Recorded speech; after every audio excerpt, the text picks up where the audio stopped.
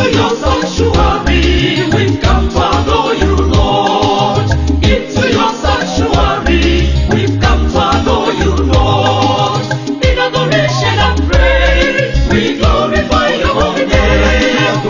Into your sanctuary, we've come to adore you, Lord.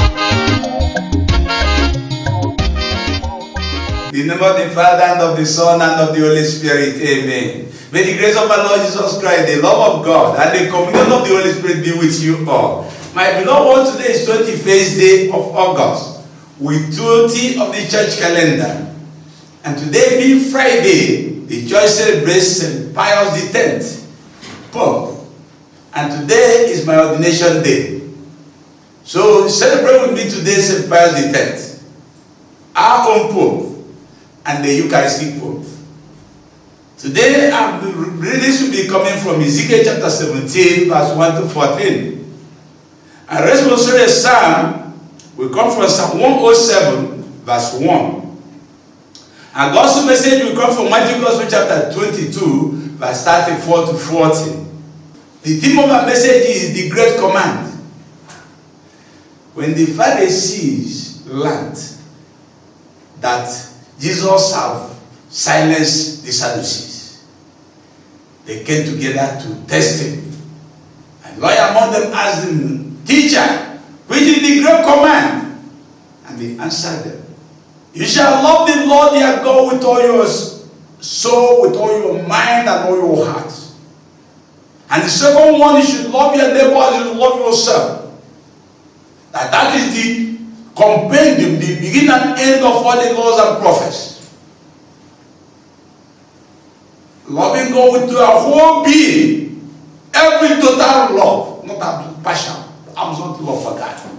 Every inch of your life, your thought, your word, your action in God. And then they were silenced. And to prove more, Ezekiel began to tell us equally the great command is to care for others. Ezekiel was taken to a valley filled with dry bones. And when they are dry, they are useless. They cannot serve any purpose. They are not good for anything. And he was asked, "Will this dry bone live again?" He said, "Lord, I don't know. It's only who knew what can be done." And he said, "Prophesy to the bones, and they might live." And he prophesied, and the bones started cooking together and coming together. The scattered bones started coming together. He said, "You don't hear the word of the Lord," and they begin to gather together. And he prophesied again that they should have skin, and they had skin. He prophesied again they were having skin, but they were all lying down. I do nothing. They are not capable of anything. They have no blood. And he said, "Prophesy for the 4 weeks so that the bread will come into them." And he prophesied again, and they became a great host of people, a great army. And he said, "So is the dry bones is the whole house of Israel." The dry bones, they have said, "We have no hope, we are cut off, we are not of anything, no hope anymore." They are dried up, they are cut off. God said, "I'll open their grave and bring them up." They are in the grave already. God will raise them up. When he raised them up with the new fresh, with the new thing, and they become a group, a living being in him again. And they be people who love God. Because by then they will know it's God who did it for them. And they will come to appreciate that God who gave them hope when they have no hope. Who will bring them back when they were cut off. Who will bring them life when they were dead. Who will make them fresh when they are dried. When you see the marvels of God in your life, you have no option than to love him with your whole heart, with your whole soul, and with your whole mind. And because God loves you, you will love your neighbor. There's no magic about this. But when you don't appreciate what God has done for you, you never appreciate your neighbor. And when you don't appreciate what God is doing in your life, you can never worship him. You can never obey him. You cannot even adore him. Because you don't know him. I will celebrate the great command. I will love God. He created us for himself. And we can never have peace until we are in him. St. Augustine said so. And he said, "I'm the true vine. Cut off from me, you can do nothing. But if you are in me, you will eat abundance of fruit." You attain the purpose of your being by keeping to the word of God. with your whole being. It's the aspect of yourself you have not given to God is yesterday you are still having problem in your life. We celebrate St. Pius X birth.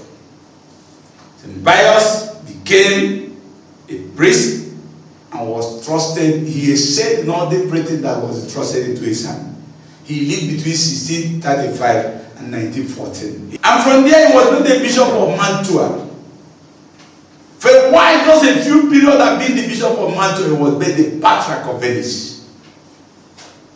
To show you he excels in everything. And in 1903, he was made the Pope, elected the Pope of the Universal Church.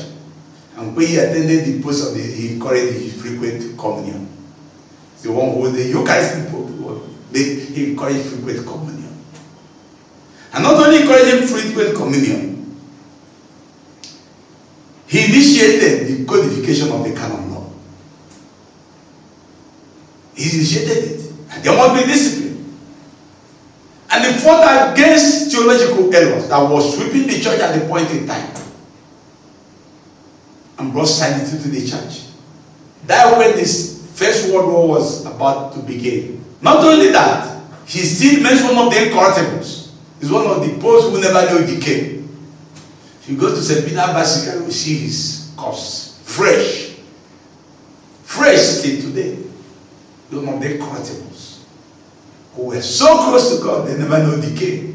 And we celebrate him today and ask this same divine to help us to attain the purpose for which he called us.